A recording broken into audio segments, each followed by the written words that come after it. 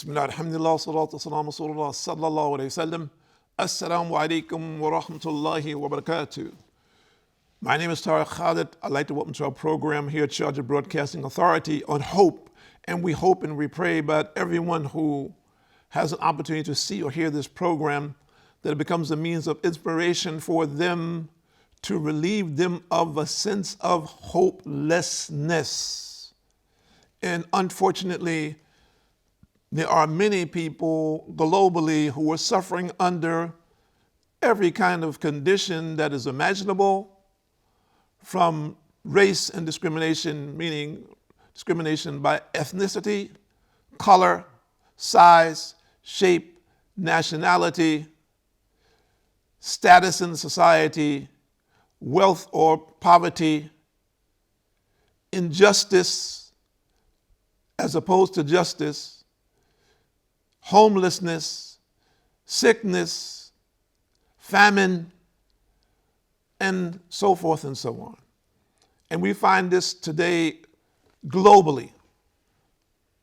Wherever we go in the world, we will see a sign of one of these things or another in one capacity or another.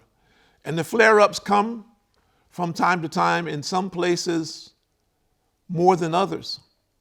But it doesn't mean that what we see, for example, in the media is the most extenuating circumstance of people in the globe. So our attention is not to one person or one particular group of people, but to all of humanity. Our concern is the concern of our dear beloved Prophet Muhammad sallallahu alaihi wasallam, that each and every human being that hears this message,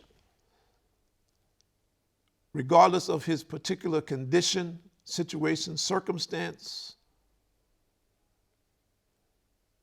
begins to have hope.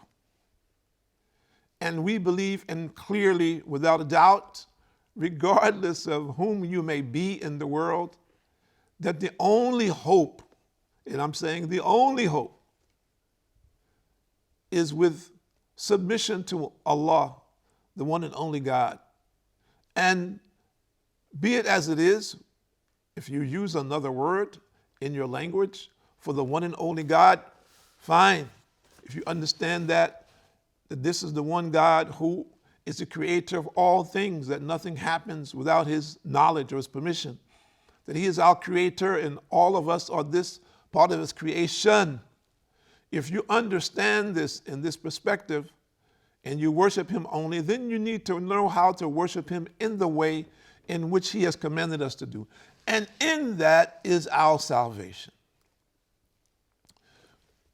We're not dealing here with opposition. There are many people opposed to this in form and fashion. That is their choice. All of us have free choice in one way or another in relationship to our life and to a certain degree in relationship to our death, meaning that what we're doing now in this world will have an impact on us after death.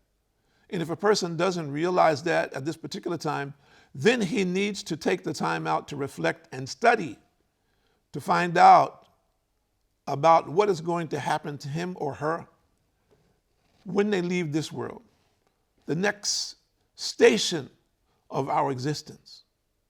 And what is the reality of that? What will be our condition in relationship to how we have lived our life in this world?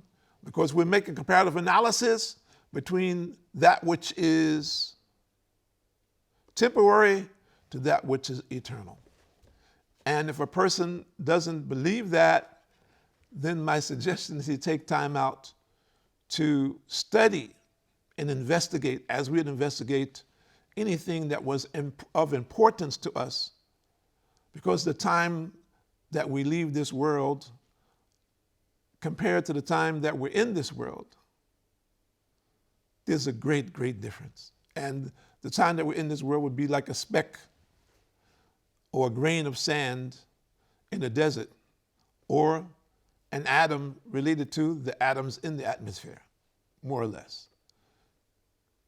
So now we're asking everyone, take time out now for yourself, for the sake of your own soul, for the sake of your own salvation, to try to gain an understanding, get a grip on your life while you can, and believe that whatever your present condition is, that it can change. But it's up to you to take the steps. No one can take the steps for you. We can pray for you. We can encourage you. We can assist you. But you have to take the steps.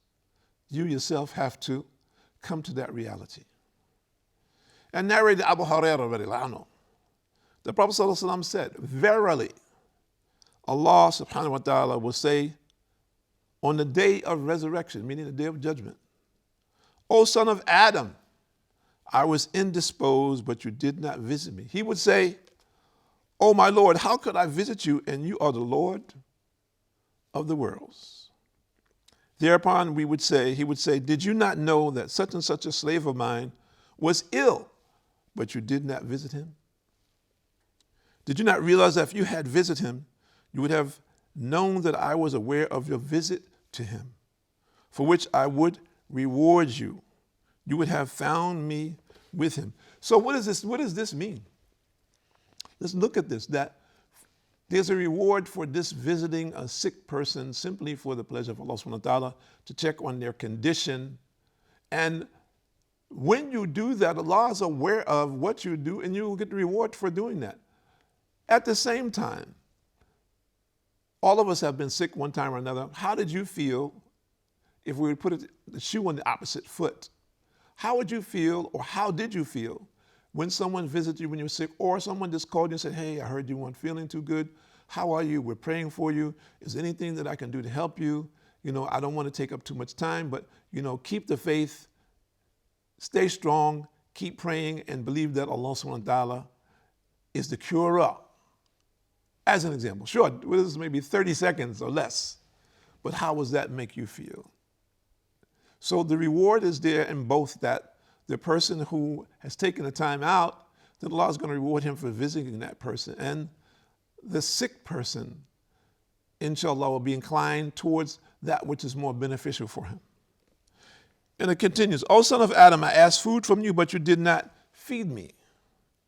He would submit, by my Lord, how could I feed you? And you are the Lord of the worlds.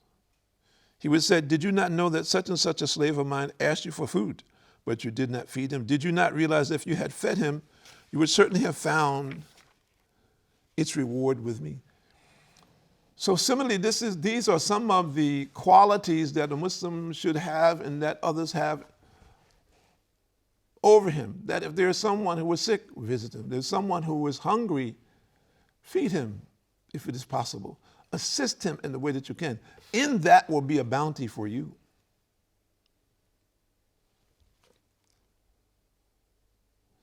O son of Adam, I asked water from you, but you did not give it to me. He would say, my Lord, how could I give you water, and you are the Lord of the worlds? Thereupon he would say, such and such a slave of mine asked you for water to drink, but you did not give it to him. Did you not realize that if you had given him to drink, you would have found its reward with me? And it's collected by Muslim. And we live in the desert, in the Arab world, in the arid part of the Arab world.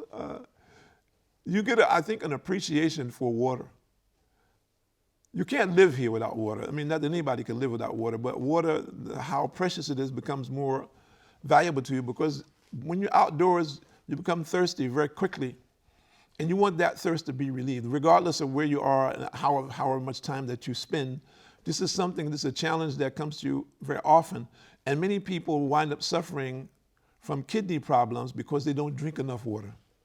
So this becomes a reality for us, even though we read about the old stories of how people used to fight over water wells and how important and valuable it was, particularly where cities were formulated, or towns, or on the paths where they were going, the traders traveled. So the importance, the essence of this, we ourselves may not look at this depending upon where we live in the world, but it is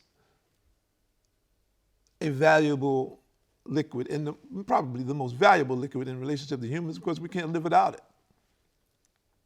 But similarly, how do we look at this in relationship where Allah is saying these things? What is our relationship and concern for all of humanity? And what about those people who their actions are inhumane, which we see today? The killers, the murderers, the tyrants, as an example, the exploiters of one type or another. Isn't it also important for us to have hope and believe that these individuals or groups or whatever terminology you want to use, that they will have their day of reckoning, and they shall. So we should never also, and of course I talk to many people, there are many people, because of the condition that they're in relationship to their affairs, for lack of a better description, have a sense of hopelessness that my affair will never be straightened out. I am tied up, for example, in court cases, one after the other, dealing with issues with people, so forth and so on, and it seems that I can never get free from this, as an example. And whomever is accusing me is unfair and doing this purposely for whatever their reasons may be. And I've heard this particular or these types of cases. We believe that Allah is adil, meaning Allah is just. And in whatever challenge that we experience, if we are steadfast in our belief in obeying the commandments of Allah subhanahu wa ta'ala, that this becomes a means of forgiveness for our sins and elevation for that person in relationship to this life and the hereafter. It may not appear that way. And the oppressor, the tyrant, he may be very haughty and very arrogant, or she, and thinking that he or she has some satisfaction in their oppression. But this is far from the truth. That person, generally speaking, his life is in chaos. He is putting on a show. He is putting on a show. And that is just for an audience. But internally, generally speaking, that person's life is in chaos. Worse than this is that when it is most important, in the grave, that person begins to account. In the grave, will suffer the conditions of what he imposed on others in this life, and he will not escape that. And whatever his status in the world was, he'll have no recognition of that. And the world would have been just a place of pain for him. The opposite of that person who was oppressed will be the case if he or she is steadfast. And I'm talking about the next phase of our existence. He or she is steadfast in their relationship with Allah, obeying the commandments of Allah subhanahu wa ta'ala. In accordance to the sunnah of the Prophet sallallahu alaihi wasallam, the grave will be spacious for him, would be like a garden of paradise. He or she will smell the fragrances of paradise. Of course, people say, well, I've been to the graveyard. I've been down in the graves. I put people in the grave. I didn't see anything like that. No, we will not see that. What we see in the grave is a small place. In some places, people are putting caskets, as an example. But there's a distinction between what we believe as Muslims and what other people believe. And the test for us, partial of that test for us in this world, is to understand what the unseen is, what Allah has promised will happen in the unseen, and to believe it. If we say we believe in Allah and we believe what He handed down to His Prophet ﷺ, then this is the essence of our faith. And that which we cannot see, it doesn't mean that it does not exist. So we believe it and we are dependent on it. And the people who find themselves in dire circumstances today, this is your relief. You may not find any physical relief in this life. It is possible that you will not. There are many people, for example, who have chronic illnesses. They will never get better. physically better. But it doesn't mean that they will not be better mentally. It doesn't mean that they will not be better spiritually. That does not mean that. Which, if their understanding and their relationship with Allah subhanahu wa ta'ala, that Allah will give them something above and beyond this physical body. If we are to understand that and take the steps to implement it in our life. And narrated Ali bin Abi Talib, I heard the Prophet ﷺ saying, when a Muslim visits a sick Muslim at dawn, 70,000 angels keep on praying for him till dusk. If he visits him in the evening, 70,000 angels keep on praying for him till the morning, and he will have his share of reaped fruits of paradise. Collected by Tirmidhi. 70,000 angels praying for a person for visiting a sick person. Imagine. Shouldn't we be running to find someone who is sick and visiting, or shouldn't we at least pick up the phone and call someone and say, how are you doing today? I heard that you were ill. What is your present condition? So, and this is not, of course, shouldn't be our only intention. Our intention should be, of course, that by Allah's permission, that person will have some form of relief from hearing our concern about his condition. And narrated Al-Thawban, the Prophet ﷺ said, he who visits a brother in faith will remain engaged in picking the fresh fruits from the garden of Jannah till he returns. This is by a Muslim.